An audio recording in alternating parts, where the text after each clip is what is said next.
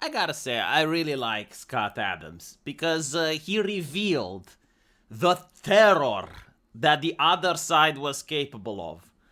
And he revealed it during a live stream a couple of years back. And he just reads a survey, a poll about the opinion people of color have towards white people in the United States.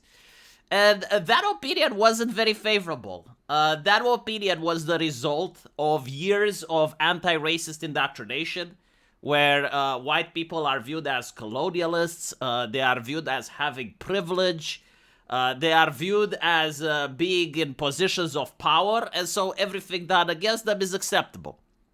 And obviously, if you pump millions of dollars into training your population to think that way, you're going to have a little bit of less national cohesion than you would like. And so you have Mr. Scott, being surprised about the responses that the people of color gave to that poll. And he basically said that, well, as a white person, I mean, I don't feel unsafe. Like, I wouldn't want to live in a neighborhood that has a lot of diversity if the other individuals think like that. And so this was like a legit, reasonable conversation to have. It wasn't an illegal one. Like, you're not breaking any laws for saying that. I would like to see how the academics and the people that actually spend those millions of dollars into pushing that ideology would respond to that. But instead, the response was censorship. The response was everything done against Scott Adams is legitimate. If he loses his business, if he loses his livelihood, if he loses his sponsorships, if he loses his social media standing, that's perfectly acceptable, right? Because you're not allowed to say that. They're not suggesting that what he is saying is wrong. Like, that conversation didn't even happen. It was simply, you're not allowed to even mention the existence of such a topic. And so, since that day, Scott Adams has become very vocal. He actually endorsed Donald Trump, and he was fighting against censorship. And recently, we find out that he was diagnosed with prostate cancer. And he's not feeling very well. You can see from the videos that he is making, he is actually quite sick. And what's interesting is that he got a phone call, right? So he's going to walk us through it now. And honestly, like, to me, it felt very wholesome because this phone call wasn't done for the cameras. It wasn't done in order to farm PR. It was simply done by a president that probably watched Scott Adams defend him. And noticing that Scott Adams is dealing with cancer, the president said, hey, I remember my friends. I remember my allies. And I think this is what the Trump's presidency is like. He remembers his enemies. He remembers the people that wronged him. But it seems that he also remembers his allies. So let's watch, because I found it to be very wholesome. So yesterday I'm home, and I've been getting lots of people reaching out because of my recent health-related news, and but I can't talk to everybody. Like it's just continual messages coming in, and I have to kind of pace myself.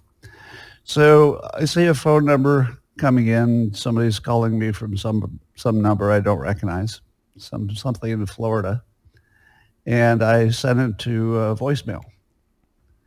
And a little bit later, I thought, better check that voicemail and see if that was anything I need to deal with. And the first sentence in the transcription, because the phone gives you the text version of the voicemail as well. The first sentence is, "This is your favorite president." And I thought to myself, no. Did I just send the most important person in the world to voicemail? And it turns out that I had. It was Trump, and he was just calling to check in. Now he left a semi-lengthy little voicemail, just saying he was checking on me, heard about my health situation, and then he says, you can call me back on this number.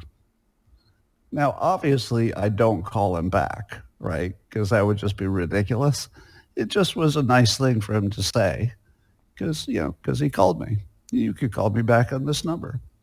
So I didn't call him back on that number because I thought I'd What it's not like he's sitting at the Resolute desk waiting to waiting for my call.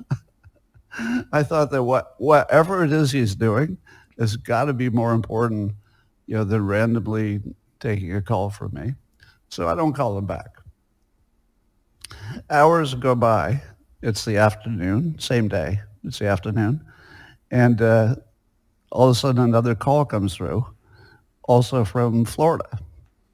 And I thought to myself, no fucking way. There's no way he's calling me again. And I answer it, and it's Trump. And apparently he'd heard of my situation, and he had lots of questions. I won't get into the details of our conversation because that would be inappropriate.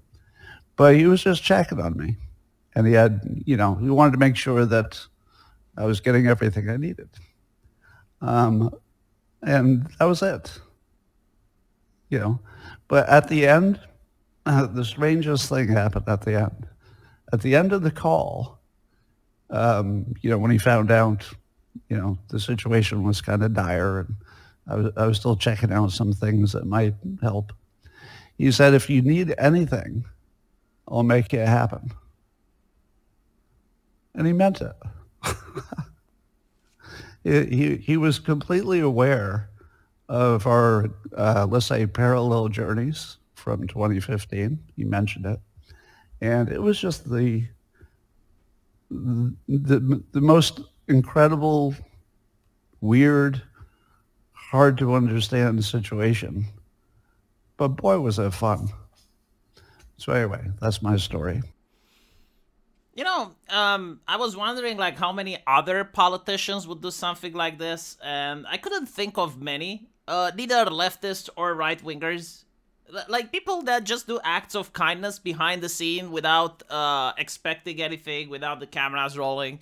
I mean, to be fair, maybe they are doing, and we don't know because it's behind the scenes and the cameras aren't rolling.